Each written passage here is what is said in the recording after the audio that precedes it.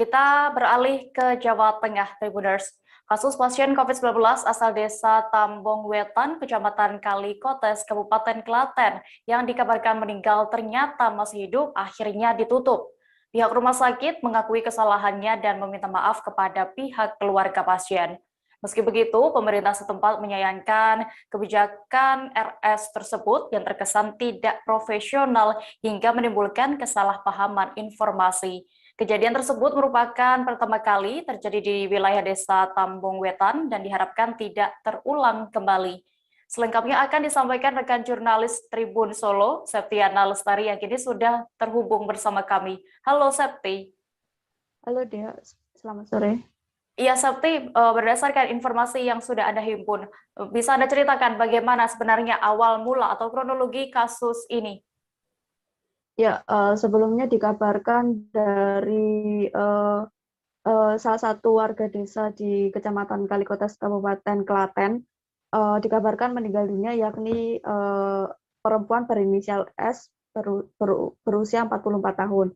Menurut keterangan dari Camat Kalikotes, Seniwati mengatakan jika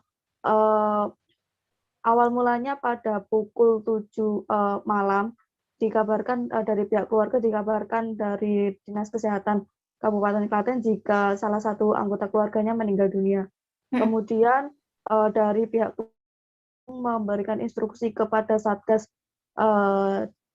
kecamatan setempat karena diketahui sebelumnya pasien yang bersangkutan merupakan terpapar COVID-19. Kemudian Satgas kecamatan langsung melakukan proses pemakaman dengan hingga menggali kubur. Hingga pada pukul 1 dini hari jenazah tidak kunjung datang ke rumah duka maupun ke tempat pemakaman. Kemudian dari Satgas petugas pemakaman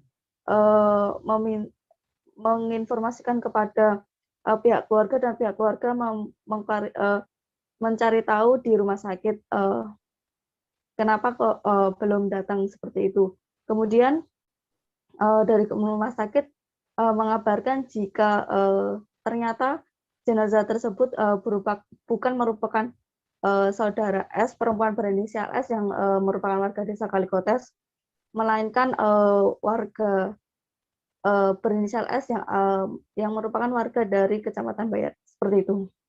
Iya, Septi, lalu bagaimana dengan tanggapan dari pihak keluarga pasien dan juga kondisi pasien berinisial S tadi saat ini? Untuk tanggapan dari keluarga sendiri, tentu saja terkejut sekaligus bersyukur mengetahui anggota keluarganya mereka masih hidup. Dan saat ini perempuan berinisial S tersebut masih dirawat di rumah sakit tersebut dan kondisinya berdasarkan informasi terakhir sudah membaik. Seperti itu dia. Iya, lalu apakah ada juga tanggapan dari pihak rumah sakit terkait, Septi?